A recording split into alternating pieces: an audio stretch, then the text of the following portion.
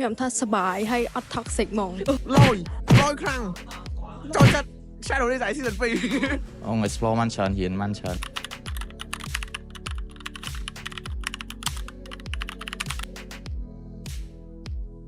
Hello បង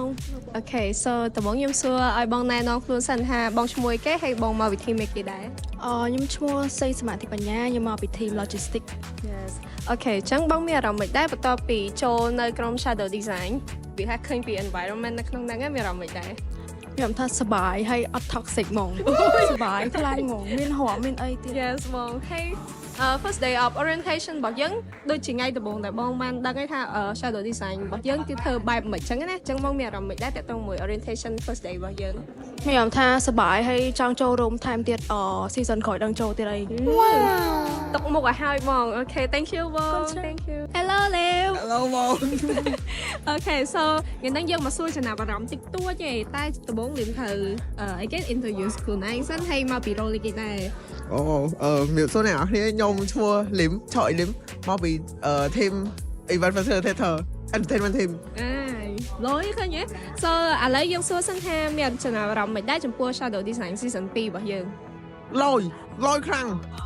ចូលចិត្ត Shadow Design Season 2 Season 1លយ Season 2គេមិននិយាយហ្មង មែន Okay ឥឡូវសួរតើតើមើល orientation របស់យើងអញ្ចឹងមានអារម្មណ៍មិនដែរពេល orientation first day របស់យើង first day of orientation របស់យើងមានអារម្មណ៍មិនដែរ មានអារម្មណ៍ថា volunteer chill សប្បាយ hype លយទៅលយនៅ event Shadow Design Season 2 ចឹង Okay មានអីពាក្យផ្ដែផ្ដាំអីទៅកាន់អ្នកដែលមើលវីដេអូហ្នឹង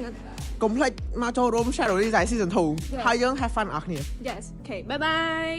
Hello បងហើយថ្ងៃនេះខ្ញុំសួរតើតងមួយរឿង Shadow Design តិចតួចអញ្ចឹងដំបូងបងត្រូវណែនាំខ្លួនសិនថាបងឈ្មោះអីគេហើយមកពី role គេដែរ ខ្ញុំឈ្មោះវុធីមកពី Roll Media ហើយបងមានចំណាប់អារម្មណ៍មិនដែរតើតងមួយ Shadow Design Season 2របស់យើង មានអារម្មណ៍ interesting ជាខ្លាំងហើយមានការអភិវឌ្ឍជាច្រើន ចឹង first នេះបងបានចូល season 1ត្រូវអត់ ហ្នឹងហើយ excited ដល់ធ្វើ season 2របស់យើង excited ខ្លាំងហ្មង Yes okay so បងមានអារម្មណ៍មិនដែរតើតមួយ first day នៃ orientation day របស់យើងរបៀបថាបានជួបមនុស្សថ្មីអីមិនដែរអញ្ចឹងណា ông explore มันច្រើនរៀនมันច្រើនហើយបានស្គាល់មនុស្សថ្មីច្រើនបាននិយាយពួកគាត់ មានអីខានទៀតអត់បង ហើយថ្ងៃហ្នឹងភ័យទួចបើដោយសារម្ដងព្រាមយើងត្រូវ operate និយាយ ថ្មី ហ្នឹងរៀងថ្មីមែនតើហ្នឹងតែអត់អី reversible បាន Yes okay បងមានពាក្យបែបដាំអីអត់ទៅអ្នកដែលមើលវីដេអូហ្នឹង